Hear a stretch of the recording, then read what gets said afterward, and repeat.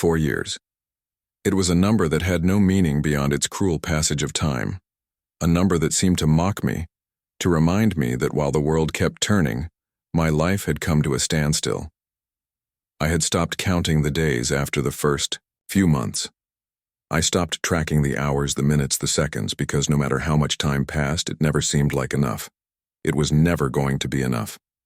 Elliot had been my world, and then, in one sudden, unexplained moment, he was gone, vanished into thin air.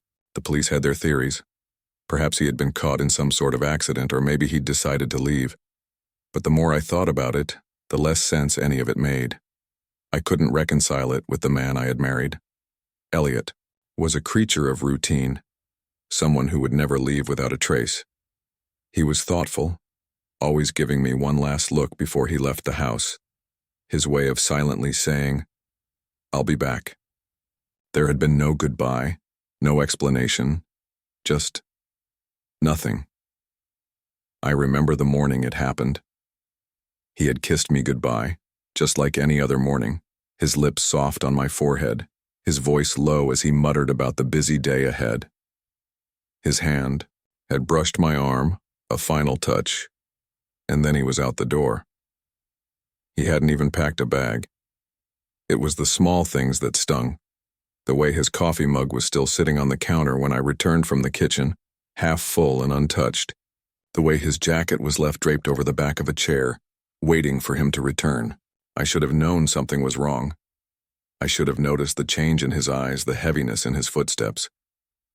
But love, I suppose, is the last thing to see the truth. The first few weeks after his disappearance were the hardest. The questions, the uncertainty, the silence. I was surrounded by people, friends and family, who wanted to comfort me, but none of their words felt real. "He'll come back. Don't give up hope." I heard it all, but none of it felt like it came from a place of understanding. How could they know what it was like to wake up every day, expecting the sound of his voice only to be greeted by the silence of an empty room? The police tried their best. They checked the surveillance cameras. They questioned everyone he might have interacted with. But no one had seen him after he left that morning. They didn't even find his phone. It was as though he had evaporated, leaving no trace behind. It was as if he had never existed in the first place. But I couldn't bring myself to believe it. Not completely. There were days when I woke up in the middle of the night drenched in sweat, thinking I had heard the door open. I would sit up, heart pounding, and strain my ears, hoping to hear his footsteps. But it was always quiet, so unnervingly quiet. And then the crushing weight of reality would return, and I would realize he was never coming back. The house was the worst. It had been our sanctuary, our home. Now it felt like a museum, frozen in time, with every object, every photograph, a reminder of what had been and what was lost. Our wedding picture hung on the wall in the living room, the one where we stood on a beach at sunset, his hand wrapped around mine, both of us grinning like the world was ours. We had made plans, you see. We had talked about our future in a way that made it feel like nothing could ever tear us apart. But now, that photograph was just a cruel reminder of what could have been. I would walk through the house every morning, running my fingers along the banister, down the hallway to the kitchen where his half-empty mug sat on the counter. I kept the mug there for months, thinking maybe if I left it, it would be a sign that I was waiting for him to come home, waiting for things to return to the way they were. But nothing ever changed. Some days I felt like I was living in two worlds, one where I went through the motions of living, working, eating, trying to pretend that I was okay, and another where I was stuck in the past, frozen in time, wishing for a miracle. The days blurred together and I started to lose track of when I had last heard his voice. The last time I felt his presence in the house. The last time I had felt loved. The emptiness began to grow inside me like an ache that never went away. I remember the first time I cried. Not just a few tears that slipped down my face, but an all-consuming sob. The kind that felt like it was ripping me open from the inside. I had been lying in bed staring at the ceiling, unable to sleep. And then it hit me. So sudden, so overwhelming. He's gone. There were no answers, no explanations. There was no closure, like people always said there would be. Just a hole. A hole that seemed to swallow everything in its path. 4 years. 4 years of missing him, of holding on to the slivers of hope that somehow, some way, he would walk back through the door. I couldn't stop it. The hope, the longing, it was a part of me now. It was all I had left. Every time I thought I was beginning to heal, something would pull me back. A familiar song on the radio, the scent of his cologne still lingering in, his clothes that I kept in the closet, the sound of footsteps in the hallway late at night. Sometimes I'd even dream about him. Dreams where he would walk in and I would reach for him, only for him to disappear before I could touch him. I had come to accept that the world around me was moving on, that people were getting married, having children, living their lives, and I was just stuck. And then one morning, just as I was preparing myself for another empty day, I heard something. A rustle. A soft, almost imperceptible sound outside my window. It was so faint I might have imagined it, but something in my chest told me it was real. I stood up, my heart racing, my feet dragging across the floor as I made my way to the window. The street was quiet. The usual cars passing by, the occasional dog barking, nothing unusual. But then I saw it. A figure, standing in the distance, just at the edge of the road. It wasn't Elliot. It was a dog. A dog I had never seen before. My heart dropped. I couldn't explain it, but there was something about the way it looked at me, something almost knowing. And for the first time in 4 years, I felt something stir inside me. Not hope, not quite, but a glimmer of something that felt like it could be more. Something was happening. The dog came back the next day. I wasn't sure what had drawn it to me or why it seemed so intent on getting my attention, but there it was again, standing at the edge of my yard watching me with those strange, knowing eyes. It wasn't like any dog I had ever seen before. Not particularly old, but worn, like it had been through something that had left its mark. Its fur was a bit scruffy, the coat matted in places, but the eyes, they were what unsettled me. They were deep and intelligent, like it knew something I didn't. I had been standing in the kitchen, gazing out the window as I sipped my coffee, when I saw the animal sitting in the same spot. I felt the familiar tightness in my chest. The same strange feeling that had settled there every time something almost felt real, only to slip away like sand through my fingers. I wasn't sure whether I should approach or not. My instincts told me to leave it alone, to ignore it. But my heart screamed for me to investigate, to search for any thread that could pull me closer to answers. I couldn't help it. I was drawn to it, just like I had been drawn to the idea of him coming home. I put down my coffee and made my way to the door, hesitant but resolute. I opened it slowly, my breath caught in my throat. The dog didn't move when I stepped outside, but it turned its head slightly, acknowledging my presence. It didn't growl, didn't bark, it just watched me. "Hey there," I murmured, taking a cautious step forward. The yard felt too small, too cramped, as if the air was too thick with something I couldn't name. The dog remained still, staring at me with an intensity that made the hair on my neck stand up. I hesitated, wondering if I was imagining things. Maybe I was going crazy. It had been a long time since I had let myself hope for anything. I took another step, the gravel crunching underfoot. The dog rose, its movement slow, deliberate, and then it turned its head to something behind it. I followed its gaze.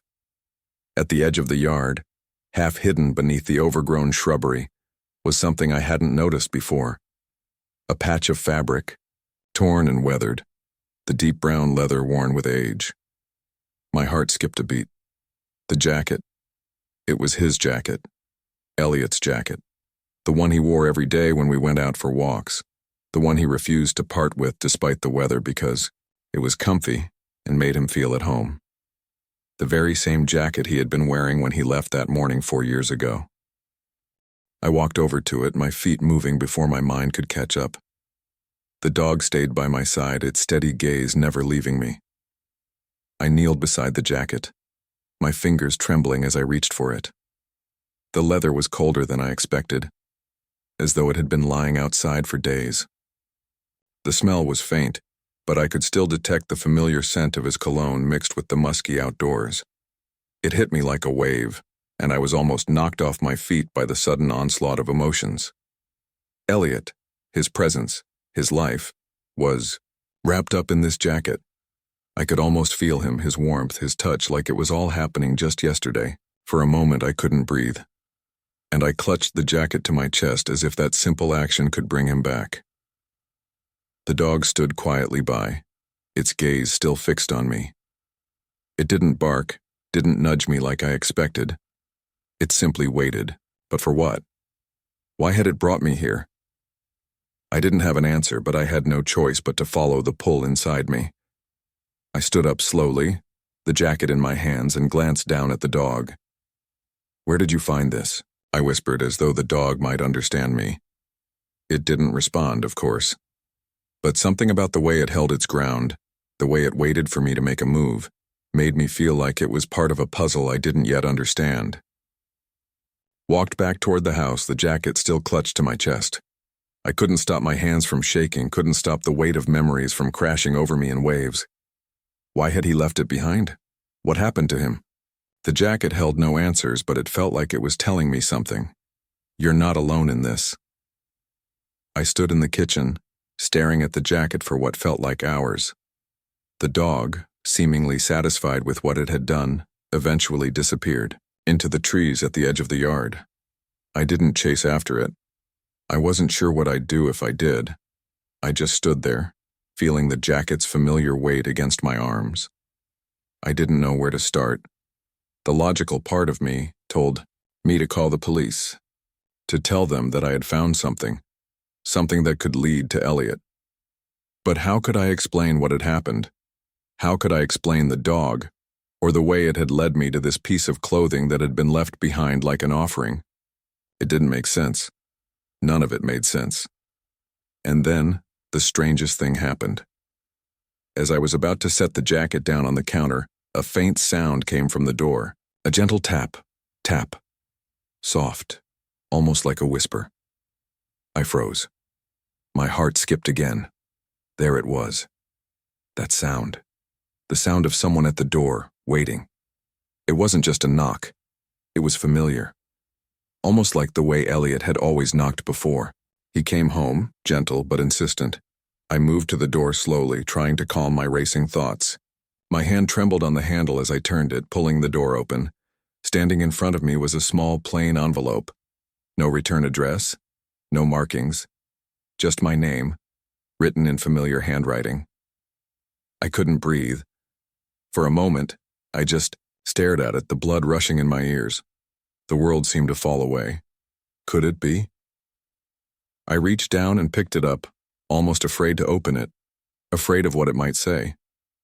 I had no idea what it was, but the handwriting. Elliot's handwriting. I knew it instantly. With trembling fingers, I ripped open the envelope. Inside was a single sheet of paper folded carefully. I unfolded it and read the words aloud to myself. "I am sorry for what happened. I am sorry for leaving. I can't explain. But know that I think of you every day. Don't stop living. Love, Elliot."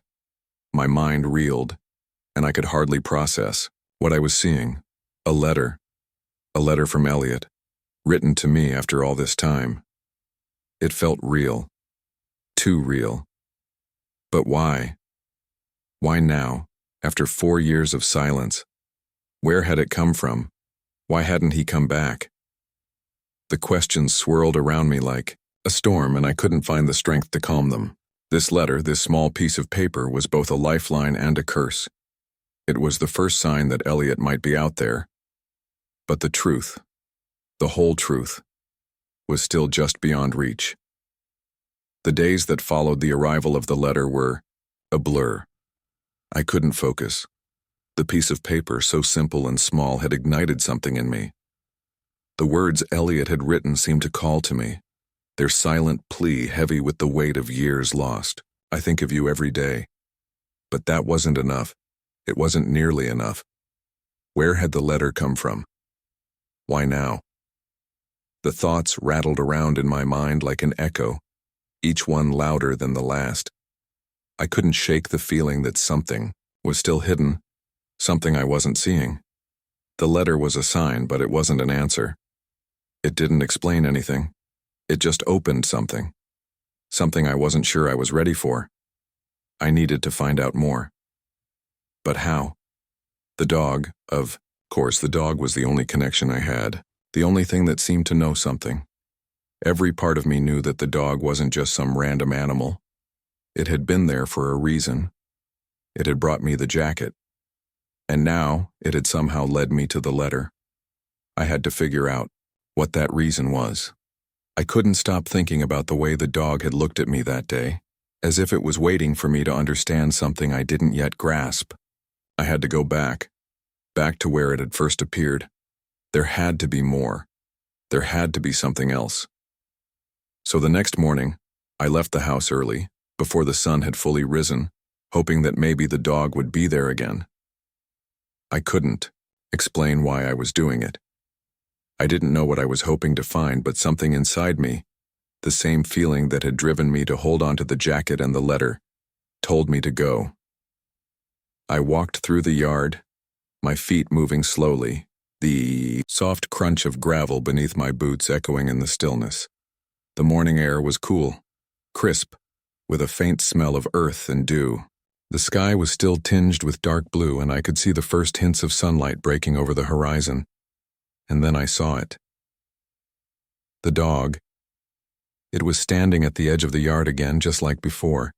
Its coat looked even scruffier today, the fur matted and tangled, and yet its eyes were the same. Intelligent. Watchful. As if it knew everything, but wasn't about to share. I took a step forward, hesitant, but determined. The dog didn't move. It just stood there like a sentinel waiting for me to come closer. "You again," I whispered, the words coming out before I even realized it. I didn't know what I expected it to do, but it didn't do anything. It didn't bark or wag its tail. It just stood there watching me. I moved closer cautiously, my heart hammering in my chest. The dog didn't flinch, didn't run away. Instead, it turned slightly and began to move toward the trees at the far end of the yard. Without thinking, I followed. The ground beneath my feet was soft, the grass damp from the morning dew. I tried to keep my pace steady, my thoughts racing. Where was this going? What was I doing? But the pull was so strong, stronger than any sense of logic or reason. I had to follow. Something inside me needed to know. The dog led me deeper into the woods. I had walked these paths before, but there was something different today. Something that felt heavier, more purposeful. The trees seemed darker, as though they were watching me too. It stopped at a small clearing near a creek, the water gurgling softly over rocks. The dog sat down, its eyes never leaving me. I stood still for a moment, scanning the area. There was nothing particularly remarkable about this spot, nothing that stood out. Just trees and the soft sound of the creek, its water, running smoothly over the rocks. But then my gaze fell to the ground and something caught my eye, a small piece of metal.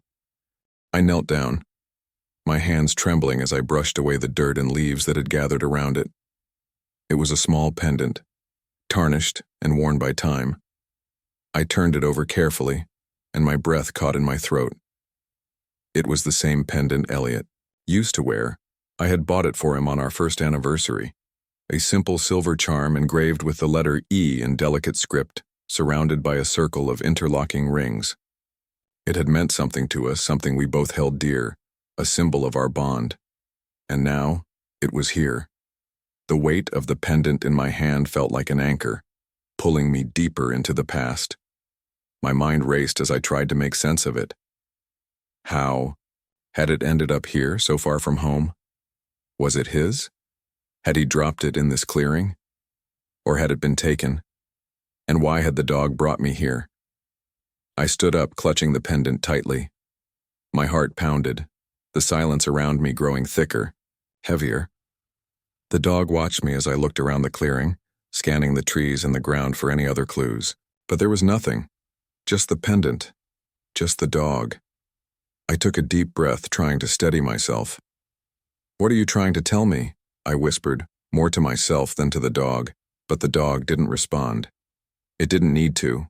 It was simply there watching me as if saying, "You're not alone." I didn't know what to do next. I wanted to search more, to keep looking for something, anything that would lead me to answers. But I knew deep down that there was no guarantee I'd find anything.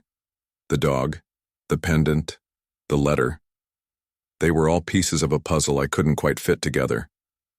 I stood there for a moment longer, the dog still by my side, watching me with those same knowing eyes, and then without a word it turned and began to walk back toward the trees, disappearing into the thick underbrush. I stood frozen, the pendant still clutched in my hand, my thoughts swirling. What had just happened? What had I just found? The pendant was a link. It was a sign. It couldn't just be a coincidence. It wasn't just some random object lying in the dirt. The dog knew. It knew something about Elliot. I wasn't sure what I had to do next, but one thing was clear. I couldn't stop now. I had been walking for hours, or maybe just minutes. Time had become meaningless. The pendant was still clutched tightly in my hand, my fingers aching from the pressure, but I couldn't let it go. I couldn't stop thinking about how it had appeared, almost as though it had been waiting for me to find it. The dog had led me here, just as it had led me to the jacket, to the letter. But now, in the cold light of day, I wasn't sure if I was ready for the answers I might find. The forest around me seemed different, darker now, the trees growing taller and more oppressive. The air felt thick, as though something had shifted in the very fabric of the world. I had spent so many years waiting for something, anything, that might bring me closer to Elliot. But now that I was on the edge of something, I wasn't sure if I wanted to cross that line. The dog had vanished into the trees as it always did, but I couldn't stop. I couldn't go back. There was a pull, a deep sense of urgency driving me forward. I had to understand. I had to know. Looked around, trying to ground myself, trying to keep the panic from creeping in. The forest felt suffocating, and I wanted to scream, to shout at the sky for answers. But I knew it wouldn't come. Not from the sky, not from the trees. The answers, if they were ever going to come, had to be found below the surface, buried deep beneath the earth. I pushed forward. It didn't take long for me to notice something odd. The ground here was different. There was an unnaturalness to the way the earth had shifted. The dirt was disturbed, as though something or someone had been digging here recently. I crouched down, the pendant still clutched in my palm, and ran my fingers through the loose soil. The smell hit me first. It was faint at first, barely noticeable, but then it grew stronger. It was a smell I knew all too well. Damp earth, rot, decay. My stomach turned and I quickly pulled my hand away from the ground. My mind raced and I felt a knot form in my chest. I had to know. I took a deep breath and, despite the fear tightening my throat, I began to dig. My hands scraped against the cool dirt, nails cracking, but I didn't stop.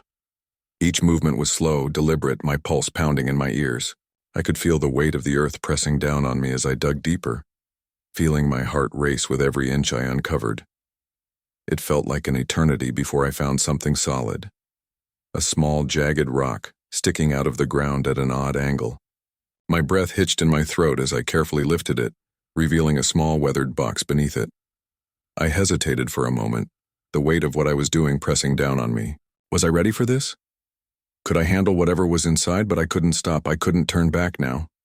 I brushed the dirt off the box, my hands trembling. It was a wooden box, old, with the faintest traces of paint left on its surface. My fingers shook as I reached for the clasp and slowly pried it open. Inside was a stack of papers, yellowed with age, brittle at the edges. I carefully pulled them out one by one, the weight of each paper heavier than the last. The first one was a photograph. It was blurry, the edges frayed, but I could make out two figures standing together in front of a house, a man and a woman. The woman was me, and the man, I gasped. It was Elliot, but not the way I remembered him. His face was thinner, harder, his eyes distant in a way I had never seen before. He wasn't smiling. He wasn't even looking at the camera. He was staring off into the distance as though he was somewhere else entirely, and the woman standing beside him, she wasn't me. The woman in the photo was tall, dark-haired, with piercing blue eyes that seemed to burn right through the picture. I didn't know her. I didn't recognize her at all. The shock of it hit me like a punch to the gut. What was this? Why was Elliot with her? Why did he look so different? I quickly shoved the photo aside and pulled out the next piece of paper. It was a letter. But this letter was different from the one Elliot had sent me. This one was written in a hurried, shaky hand, the ink smeared in places as if the writer had been in a rush or under duress. I'm sorry. I never meant for you to find out this way. But I couldn't leave her. I couldn't leave us. You have to understand. I had no choice. I had to do it. I thought I was doing what was best. But I was wrong. The rest of the letter was almost illegible. The words tangled together, but the meaning was clear. Elliot had been involved with someone else. Someone who had drawn him away from me. Someone who had pulled him into a life I didn't know existed. Felt sick. My stomach turned and I had to stop myself from vomiting right then and there. My fingers were slick with sweat as I flipped through the papers, each one more confusing than the last. But the story was starting to take shape. There were more photographs, more letters. All of them showed a different side of Elliot. The side I had never known. A side that was secret, hidden from me, buried beneath layers of lies. And then at the very bottom of the box, I found the final piece. A small notebook. I opened it slowly, almost afraid of what it might contain. The handwriting was familiar. It was Elliot's. The same careful, neat script I had seen so many times before. But the words on these pages were like a dagger to my chest. She's leaving me. I can't let her go. I have to fix this, but I don't know how. I don't know if I can. I can't go back to the life I had. Not now. Not with everything I've done. The rest of the pages were filled with ramblings, desperate scribbles, words that didn't make sense.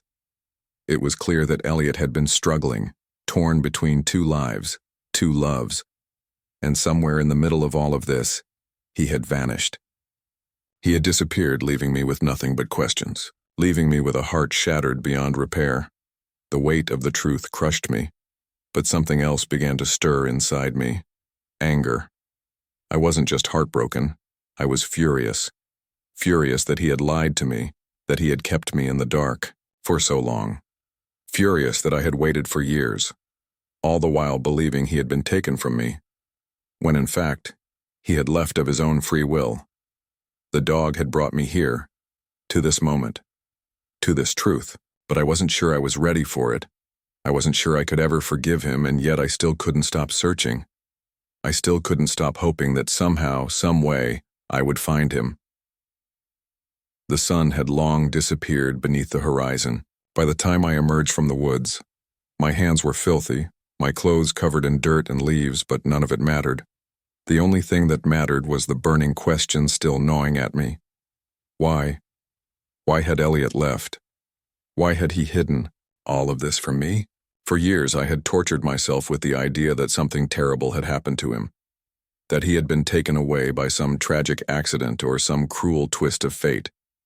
But the truth was far worse. The truth was that he had chosen to leave. The photographs, the letters, the notebook, they all painted a picture of a man torn between two worlds. A man who had been living a lie. A man who had loved me, but not enough. Not enough to be honest, not enough to stay.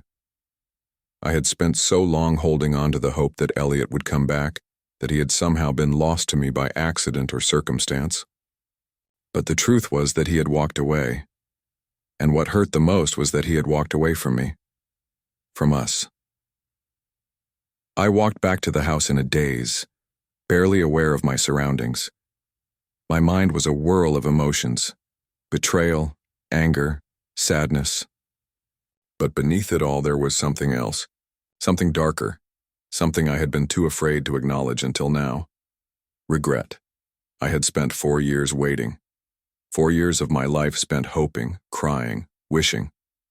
All for a man who, in the end, hadn't been worthy of that wait. When I got back to the house, I locked the door behind me, almost as if I was afraid someone would follow me in, but there was no one. The house was silent save for the ticking of the clock on the wall and the soft hum of the refrigerator. I set the box down on the kitchen table, the papers still inside, their weight pressing down on me. I wanted to cry. I wanted to scream. But all I could do was sit there staring at the box, my fingers trembling as I brushed my hair away from my face. I hadn't expected to feel so empty. I had thought that once I knew the truth, once I had all the pieces, I would feel some kind of closure. But instead I felt like I was suffocating in it. The truth was more complicated than I could have ever imagined. There was a knock on the door. My heart leaped into my throat, and for a split second, I thought it was him. But I knew it wasn't. I knew it wasn't. I didn't move at first. I didn't want to answer. I didn't want to deal with anyone right now, not after everything that had happened. But the knock came again, louder this time, more insistent. I stood up slowly, my legs shaky, and walked to the door. I opened it without looking through the peephole, too exhausted to care about who it might be. To my surprise, it was the dog.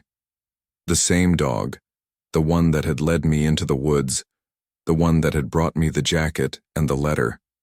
It was standing on my doorstep looking at me with those deep, knowing eyes. The dog didn't bark or whine. It just stood there waiting. I felt a lump form in my throat. I didn't know why, but seeing the dog, after everything, felt like a punch to the gut.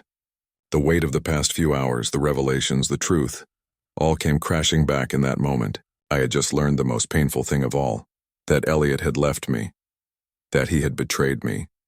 And now here I was, standing in front of a dog that had become some kind of strange messenger in this twisted journey. But even as the tears threatened to spill, I knew this wasn't the end. Not yet. The dog didn't move. It just watched me, its gaze unblinking. "Why?" I whispered, my voice cracking. "Why bring me here? Why show me all of this?" The dog tilted its head slightly, as though considering my question, and then, without a word, it stepped into the house. I stood frozen, blinking in disbelief. I didn't know what to do. I didn't know if I was ready for whatever came next. But the dog didn't wait for my permission. It walked past me, into the living room, and stopped at the same spot in the center of the room where Elliot used to stand. Where he had always stood when he came home, smiling, laughing, teasing me. I swallowed hard. The dog lowered its head and nudged something that had been hidden beneath the old armchair. Something small, something I hadn't noticed before. My hands were still shaking as I knelt down, pulling out a small folded piece of paper. My heart skipped a beat. This was it. This was the last piece. The paper was crumpled, as though it had been discarded in a hurry. I opened it slowly and my eyes scanned the words, blurry at first from the tears that threatened to spill. But as I read, the words began to clear. "I'm sorry. I never wanted to hurt you, but I can't keep living this lie. I've made my choice, and I have to live with it. I hope you can forgive me someday. I'll always love you, but it's not enough. I can't come back." It was another letter, another goodbye. But this one was different. This one felt final. And then, below, the words was something I hadn't expected. A single line scrawled in haste, as if Elliot had written it in the last moments before he had disappeared. "If you find this, you'll know what to do." My pulse quickened. What did that mean? What was he asking me to do? To forgive him? To move on? I couldn't breathe. I couldn't think. I closed my eyes and let the tears fall freely, feeling them burn my skin. The weight of the past 4 years, the pain, the heartache, the endless waiting crushed me all over again. But somewhere, buried beneath the pain, was something else. Something that had been there all along. The truth was ugly. But it was still the truth, and for the first time in 4 years I knew I had to let go. I had to find a way to forgive, not for him, but for me. I had to find a way to move forward, to free myself from the chains of the past. I didn't know what would come next. I didn't know if I could ever heal, but for the first time, I knew that I could breathe again. And maybe, just maybe, that was enough. Maybe it's time to finally forgive. Maybe it's time to stop waiting for a return that may never come. Maybe it's time to look ahead, to find peace in what is, and not in what was. As you walk away from this story, carry it with you. Let it remind you that the hardest part of life, of love, of loss, of everything, is the letting go. But once you do, you make room for something new, something brighter, something more real. Thank you for walking this journey with me. May you find your own path to healing, your own way to let go, and your own place to breathe again.